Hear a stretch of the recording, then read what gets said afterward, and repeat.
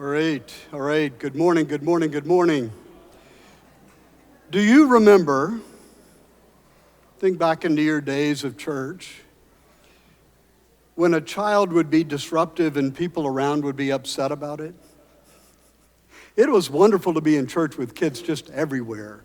And it's wonderful to watch parents be able to sit through a child being disruptive knowing that they're in the right place and they don't need to move. So it was a good day. However, the consequence of all of that wonderfulness is we have a shortened time. So I'm going to move expeditiously through parts of the presentation this morning, and we will try to end sharply at 11 o'clock. So the title is the Noahide Law and Covenant. You will recognize that strange word as referring actually to Noah. It is pronounced Noahide. I like that because that's the way I think about the law, no hide. You can't get away from it. All right, and we'll also talk about the covenant. Those are our topics for this morning. But we will start in prayer, and I invite you to pray with me. God, by whom the meek are guided in judgment, and light rises up in darkness for the godly, grant us, in all our doubts and uncertainties, the grace to ask what you would have us do, that the spirit of wisdom may save us from all false choices, and that in your light we may see light, and in your straight path we may not stumble, through Jesus Christ our Lord. Amen. That was wonderfully read, thank you. Have you noticed how we stay together now? When in the first class we were kind of trying to figure out where we were. We know we're going to pause here for a breath even though there's not a comma. This is one of the wonderful, I'm being serious about this, this is one of the wonderful things of communal prayer and the repeating of prayer. So it's not new every Sunday. There is something about the rhythm of saying the prayer together which sanctifies our gathering. Does that make sense? And I think you can see an expression of that, a manifestation of that, simply in the way we've learned to breathe together and to speak and make sound together. So thank you for that. All right, why are we here? I know you've been wondering that. There's a question we're really trying to answer. Here's how I want to formulate it. Is it possible to find and follow a way of life? Is it possible to find a way of living that fits who we really are, with all our good and bad, our strengths and weaknesses, and at the same time perfects our godlike potential? That is, allows us to grow in our consciousness and maturity to be more like God, or in the Christian concept, to be ultimately in union with God. Can we find a way of life that honors who we are truly and still keeps us on the path to growing into union with God? The Bible's answer, of course, is yes. And we're exploring what that yes might mean. Well, what have we learned? We started with the first creation story. We learned that the cosmic order was bringing order out of chaos. That's what God did. God brought order out of chaos. How did he do it? By a progressive process of separation and distinction. By noting the differences between things, by naming those things, order came out of chaos. We also learned that while human beings stayed at the peak of creation, a point I think is disputed by many, but I think the Bible is pretty clear that the human beings are at the peak of the created order and above other animals, not common to all animals, though we share characteristics, and that gives us a sense of responsibility. We may be the peak of creation. We're the only godlike creatures who, thanks to our reason, can recognize a distinctive articulated order of things, which is a fancy way of saying we actually can see and begin to understand how things operate in the cosmos, which, as I mentioned before, I think is kind of amazing. That the rationality and reasoning that we were given as gifts actually allow us to see how the world is structured and how to operate within it in order to be co-creators, in order to make new things. We get to the second creation story. We learned that human beings were creatures. Again, thanks to our reason and freedom, we're the most capable of disturbing and destroying order. So while we may be gifted with this ability to see order, to see how the world works, we also have the capability and motivation seemingly to destroy it, to destroy that very same order, part of the paradox of being human. Our pride, of course, is right at the top of the challenge for us. And when I say pride, I mean our confidence in our own powers, our sense that we can, all by ourselves, do everything we need for life, that we can become godlike by our own power, by our own merit, by our own achievements, or as the British say, off your own bat. I love that phrase, off your own bat. Like you can do it all by yourself. And that's really what I was arguing, or Cass was arguing, is the mark of that line of Cain. Remember in the third creation story, we had a line out of Cain and a line out of Seth, and we were comparing the two. And the characteristic of the line of Cain that I was highlighting is this idea that we can do it by ourselves. And most of us don't have to go far to know what that means. Our culture, of course, has that. We have that just naturally. There's a lot of good in individual responsibility and autonomy and ambition. I like ambition. Let me just go on record. I think ambition is a good thing. However, it all comes with a temptation to forget about God, to lose our sense of gratitude, to forget that we have been given literally everything that we have, including our last breath, including our next breath. Without God's love, we literally would not exist. That's the Christian conclusion. So that's what we've learned in the second creation story. And then we got to the wonderful stories of Cain and Abel and the warring age of heroes. I contrasted heroes and saints for purposes of the Bible, and that led to the flood. God got so frustrated with the destructive wantonness and wickedness of humans that he said, I'm just going to start again. And then my conception had a moment of clarity where he says, well, they're just going to do this again. I can't start again. I'm going to have to take some virtue that's there and start from that. That's the original articulation of appreciative inquiry, I'm saying. God started with Noah, a virtuous man, in order to start a new creation. All right, so on the one hand, we have this destroying wildness and violence. On the other hand, we have this order transforming ability. So we can order and we can create chaos. And we tend to do both. And the way of living that I'm arguing the Bible sets forth for us is a way of being, of abiding in God and allowing God to abide in us that lets us perfect our godlike gifts and be more on the order than the disorder side of all of this. So we're going to start today with the end of the flood. The doves come back with the olive branch. They find dry land. Noah's excited. By the way, if you compare several verses in the Bible, the Noah's journeying, the pilgrimage was about a year. So think about being on an ark for a year with every animal on earth, and you can see how excited he was to get to dry land. But then he did something interesting, and I think we can miss it and forget how interesting it really is. The very first thing he does, prompted only by his own initiative, is to build an altar unto God. He took every clean beast and every clean fowl, and I still don't really know what that means, but he took some of the animals that were the best in the eyes of the time, the same kind of qualification that they had at the temple for the temple sacrifices. And he offered burnt offerings on the altar, which is to say he killed the animals and offered that to God. Now, my question is, why? What's going on? Why did Noah come out and the very first thing that he did, offer sacrifice that included killing the animals that he had worked so hard to preserve over the last year? Why did he do that? To begin to understand why, I want to ask you a more personal question.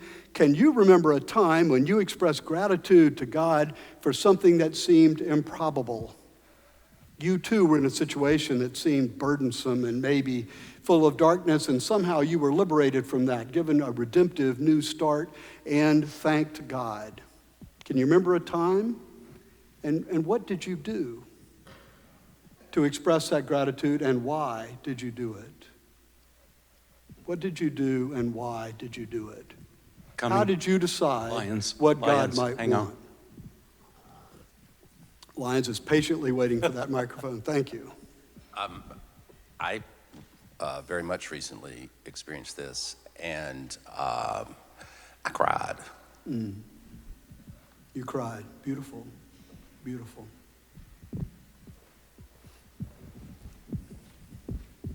Anybody else? Lisa?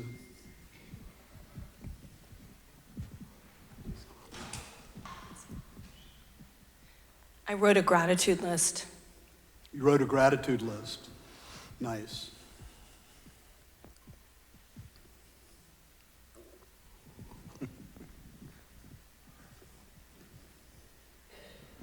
Any other thoughts? I got down on my knees and prayed and thanked God for everything that he had given me. You got on your knees and thanked God. I'm sorry, I missed the last part. 4. I said I got on my knees and prayed and thanked God for everything that he had given me. Okay. Got it. Thank God for everything He's given me. And His grace. Thank you. Years ago, I very much wanted a job with Mayo Clinic. I had been at another facility, and I said to God, if you will allow me this opportunity, I will promise you that I will do the best I can to take care of the patients in a way that would make you happy. Mm-hmm.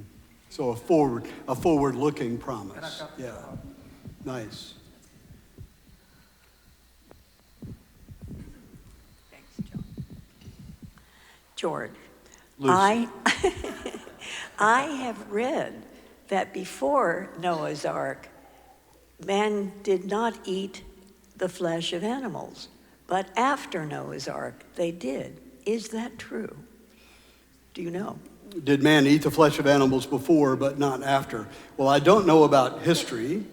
I do know that in Genesis, some people read Genesis to say that humans were prescribed a vegetarian diet, is the way to put it, right?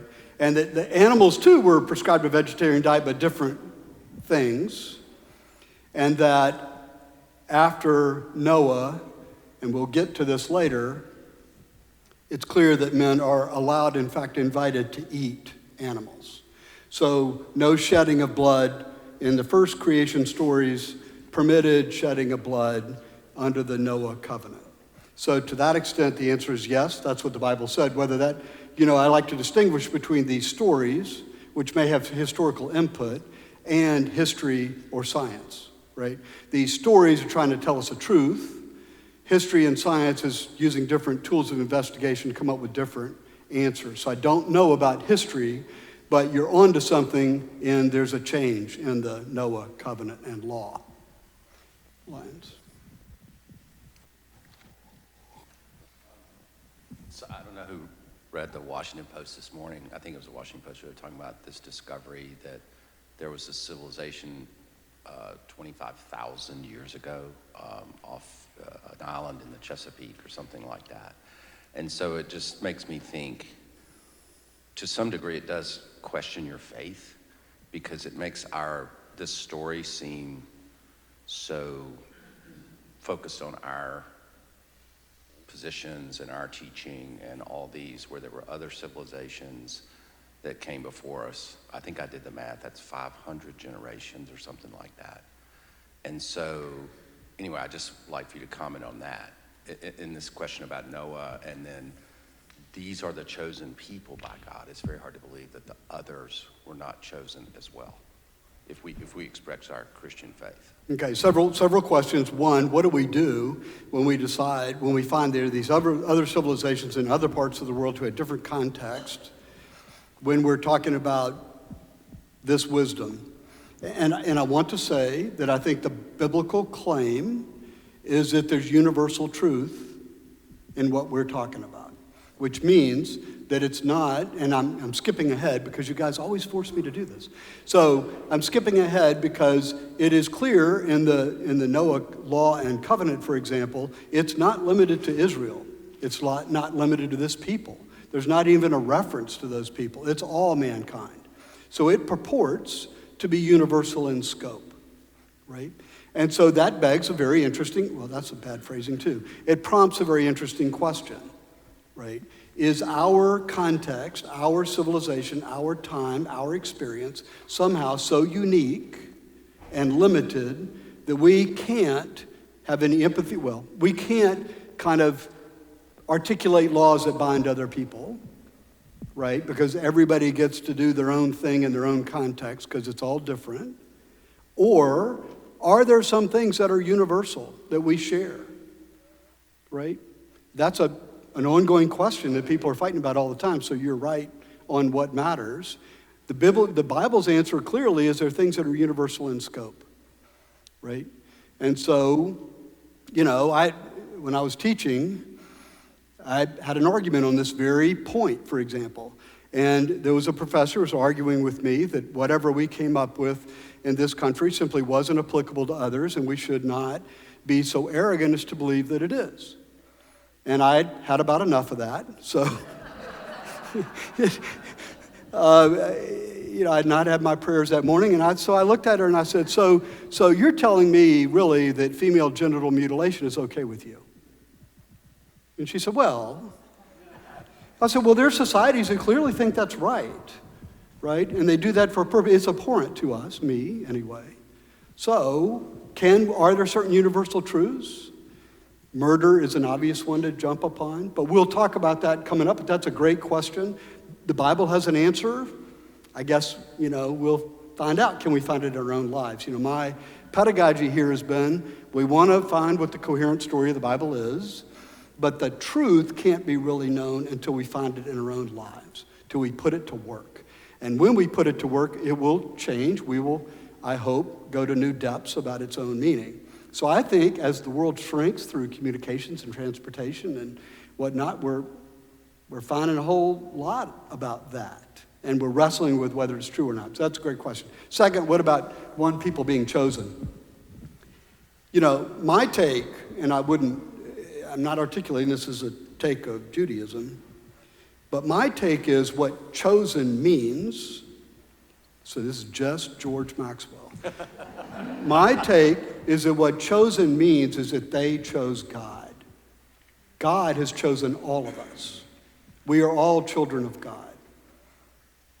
But they chose God. And their relationship with God then revealed God in ways that has spread, in ways that let Christ be understandable. You can't understand Christ, I don't think, without appreciating the deeply Jewish context out of which he was born and nurtured and ministered, right? We've talked about that.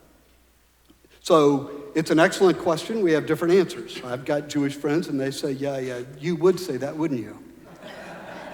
But it's meaningful to me because it makes sense of the creation stories, for example, and it puts the burden on us to choose God, which I think we do have. So that's my answer to the chosen question.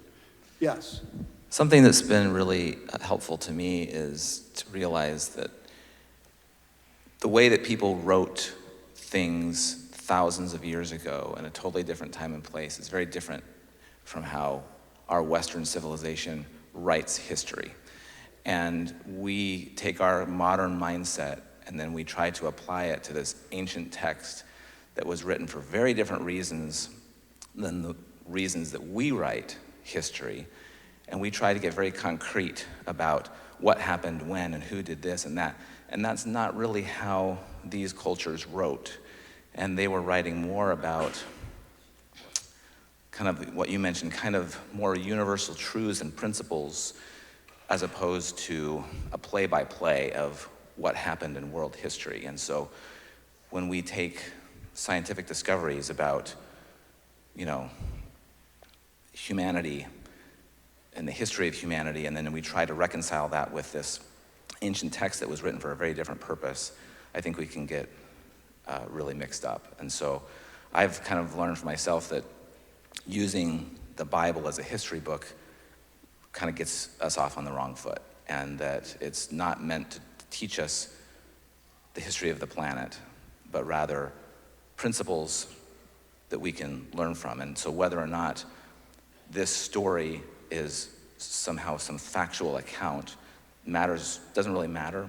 It's more about what can I learn from it, and how these principles and how these stories helped these ancient people to make sense of the world. How can I use these principles and these stories to make sense of my world? And that's been helpful for me. Yes, thank you. If that weren't true, we could throw it all away the minute we figured out the sun was the center of the universe, right? Because it's a three-tiered universe, yes. My favorite question is the last one. And how do you decide what God might want? In the case of Noah, God initiated some action here. And in many other times, just all of a sudden God shows up and tells or wants to do certain things, chose Noah.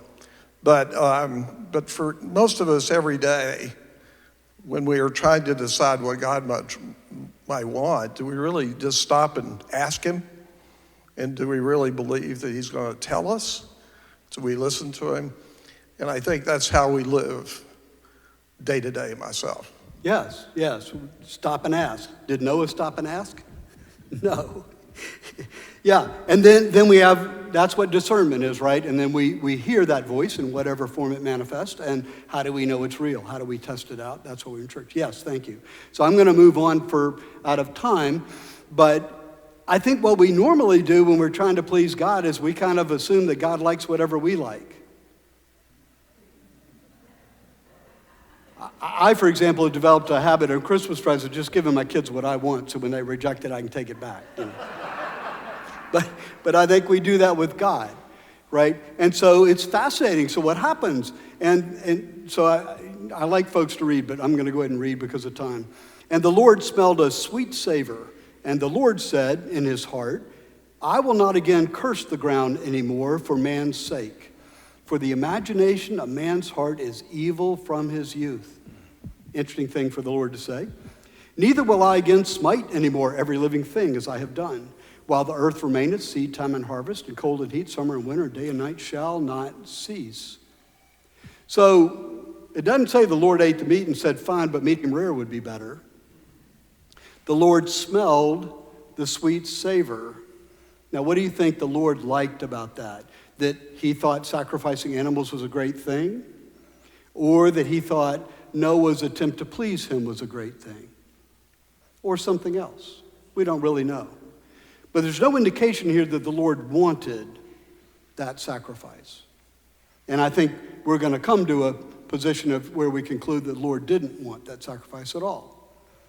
So why was he happy about this? My read is he was happy that Noah wanted to please him, right? I forgot who said this. Somebody will tell me. But our desire to please the Lord pleases the Lord. Somebody said that, right? Augustine said it in one of his unpublished manuscripts. All right. So, you know Jack Nicholson? Anybody know this scene? Right? You can't handle the truth. Remember that?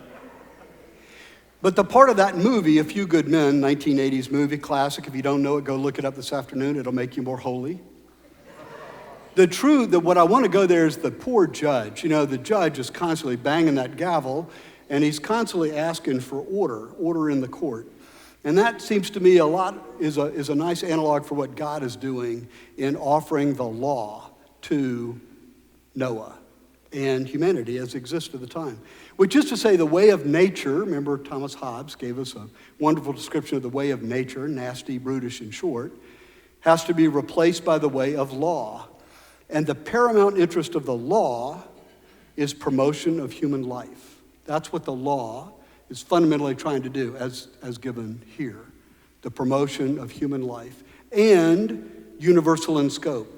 Not limited to these people, not limited to this particular place and time, but universal in scope. Written by particular people at a place and time, but purporting to be universal in scope. So here it is. And God blessed Noah and his sons and said unto them, be fruitful and multiply and fill the earth. Remember that from Genesis? Be fruitful and multiply and fill the earth. And the fear of you and the dread of you shall be upon every beast of the earth, and upon every fowl of the air, and upon all wherewith the ground teemeth, and upon all the fishes of the sea. Unto your hand are they delivered. Every moving thing that liveth shall be for food for you, as the green herb I give you all. So here is we can eat meat at this point. Only flesh with the life thereof, which is the blood thereof, shall ye not eat. So having given all these permissions, here's a set of restrictions or prohibitions, right? No blood. And surely your blood of your lives will I require. That is, I will require retribution for it. At the hand of every beast will I require it. And at the hand of man, even at the hand of every man's brother, will I require the life of man. Whoever sheddeth man's blood, by man shall his blood be shed. For in the image of God was man made. And you, be ye fruitful and multiply, swarm in the earth and multiply therein. So, sandwiched between these two, be fruitful and multiply, commands, permissions, encouragements, is this new law that says you can't kill people, right? You can eat of meat, but you can't eat of the blood. Why not eat of the blood? It's life. Blood is life. And we may look at that and think it's anachronistic and helpful, but, it still works well enough, I think, to understand. So, and what about what's in white there? Whoever sheddeth man's blood, by man shall his blood be shed. For in the image of God was man made. He's prescribing a punishment for this act, right? Don't kill other people, and if you do, then I will seek retribution. How? It's not a lightning strike from the sky. I'm going to let another human being do it, right? So it's kind of a life for a life there. Does that sit well with you? How about that? What did you say? So that's a nod for capital punishment. Yeah, what do you think? Well, I don't really like capital punishment, but that's what that sounds like. Exactly. So thank you. That's another good point. So separate how we think about things now. And just, does it appear that the words are saying, I've had to put up with your violence and murder and wanton destruction long enough. So here's a way I'm going to contain it. If you kill somebody else, they can kill you. Not your family, not your kids, not your line, but you. And then it stops there. You might read that as being an improvement from what was happening before, but it's certainly not where the Bible rests, right? We're going to go into the Ten Commandments. We've got a whole lot of other things to say. But it's intriguing here that it appears to say, yes, capital punishment is not only okay, but it's good because it helps restrain this wanton destruction that preceded it. Yes?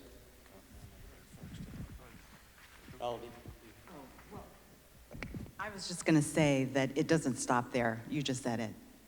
That, we were given the Ten Commandments, and then, of course, in the New Testament, we were given Jesus, who said, you have heard that it says this, but I say this.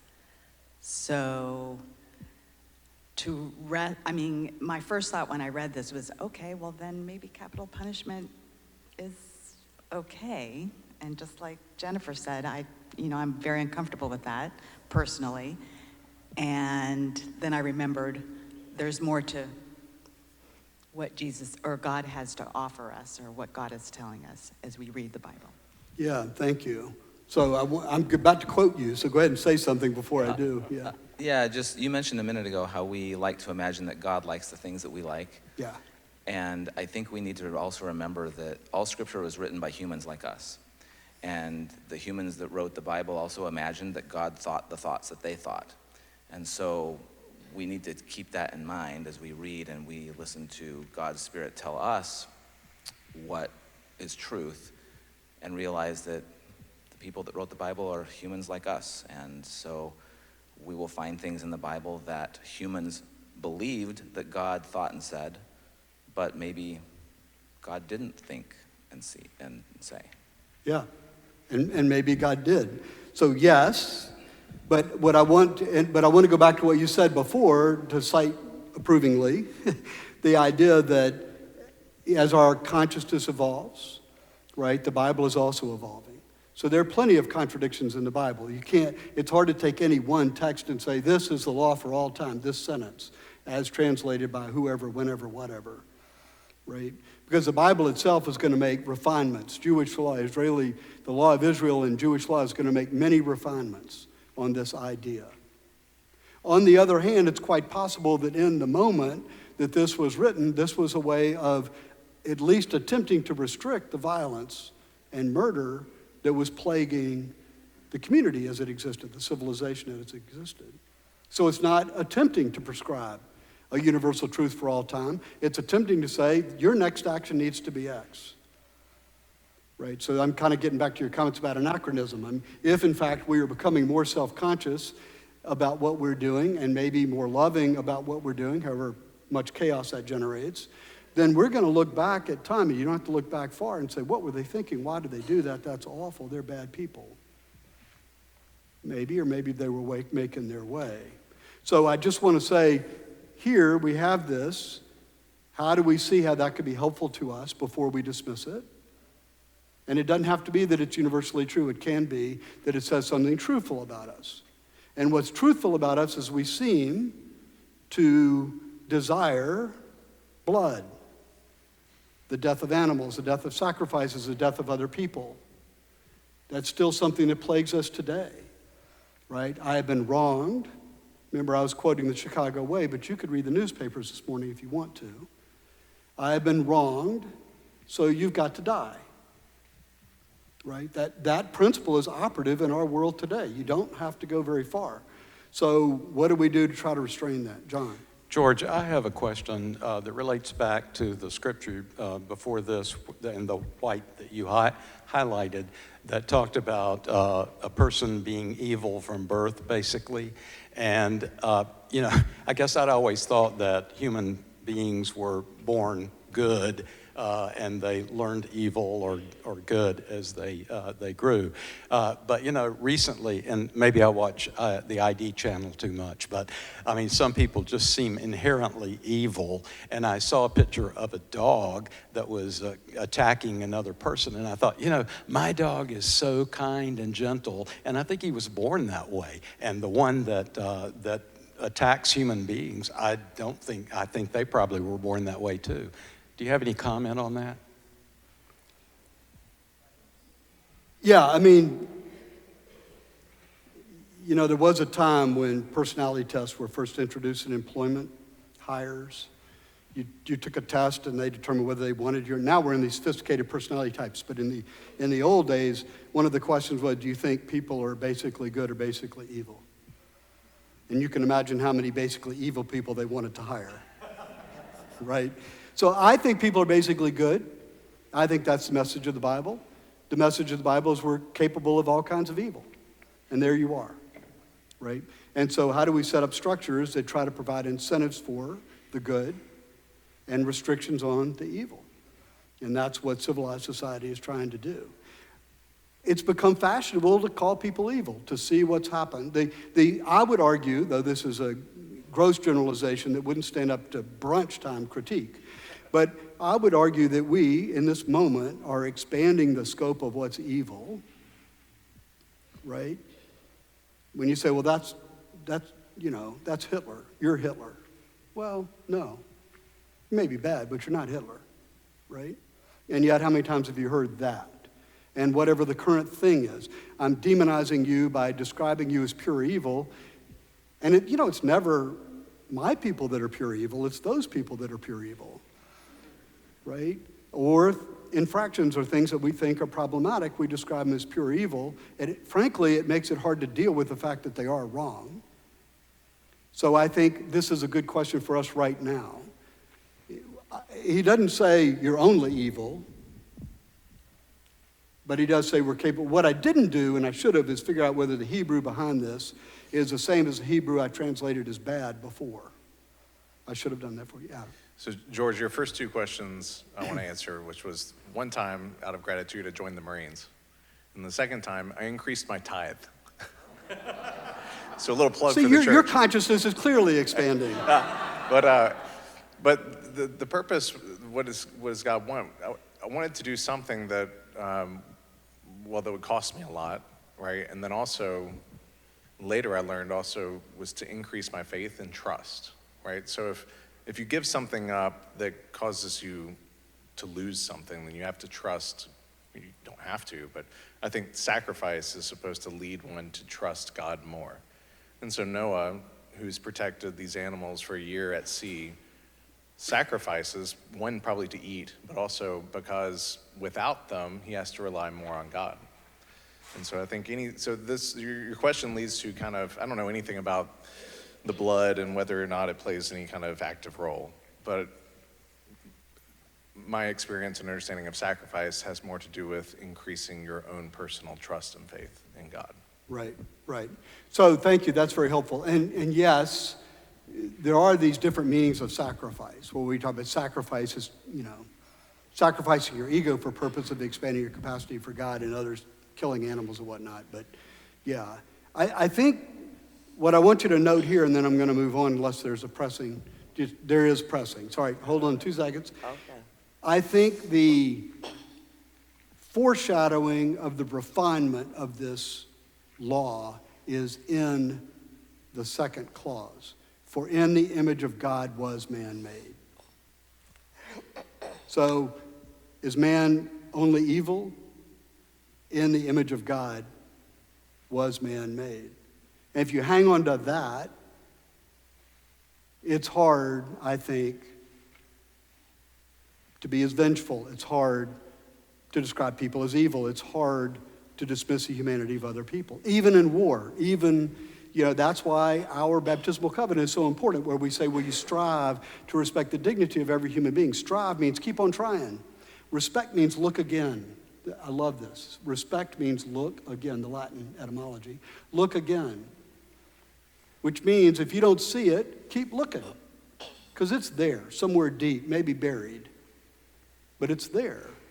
So we won't talk about it today, but I think the question for those who are claiming other people are totally evil or subject to complete and total depravity is, do you believe you can forfeit the image of God? Can you forfeit your right or privilege to respect from other people? Yes. I just have a brief comment about what you stated regarding if people are born evil. I just believe that if a mother could transform any type of diseases through umbilical cords and so on and so forth, I don't know where I get this from. I guess it's because I'm a school teacher and I've taught them very young. Mm-hmm. It just seems like some type of spirits are being transported into those wombs when the parent is carrying those babies.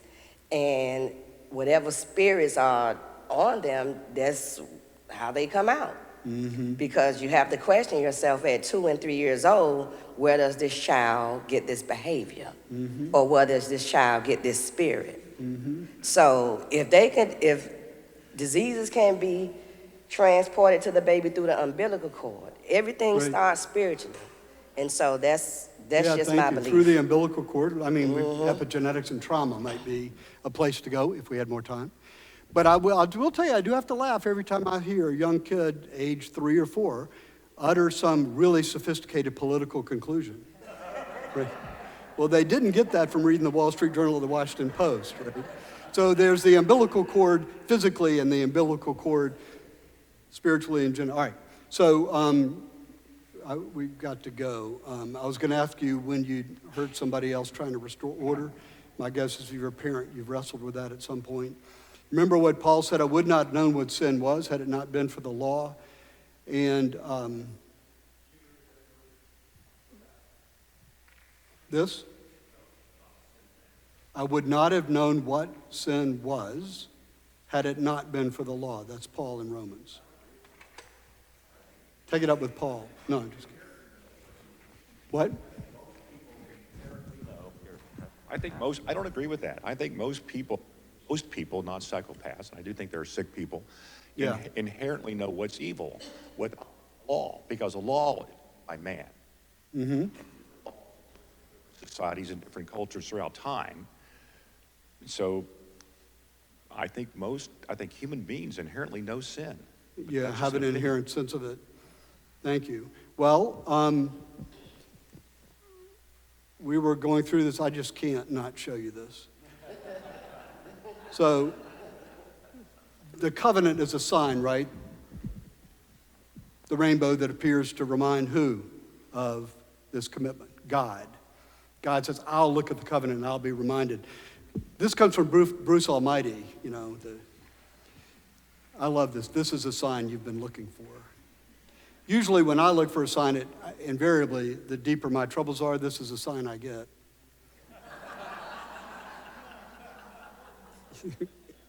I played golf over the weekend, and I was in a little quick tournament, and I just wasn't playing very well, and I got frustrated, and the other guy I was playing against, who's a pulmonologist, came over to me, put his arm around me, he said, George, breathe. I have a professional opinion about my golf game here. All right, so we were going to talk about sign for a minute, but I will leave you with this question that Reg has raised. We believe that a decent human life requires a belief in a secure future and the justice of law and sureness of punishment. You got to have some sense that if you act right, that's going to play out.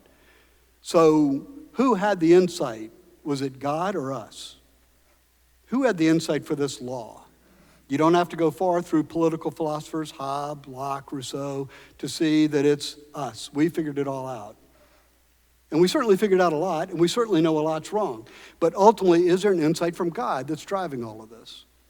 You can imagine how I come out, right? I think there's an insight from God that is driving our insight into ourselves and our continued expansion of consciousness, and that the presence of God and belief in God is actually necessary for those systems to work. And I love that we've run out of time because I get to make big, bold statements and you can't do anything about it. All right, I got to go. Go in peace to love and serve the Lord.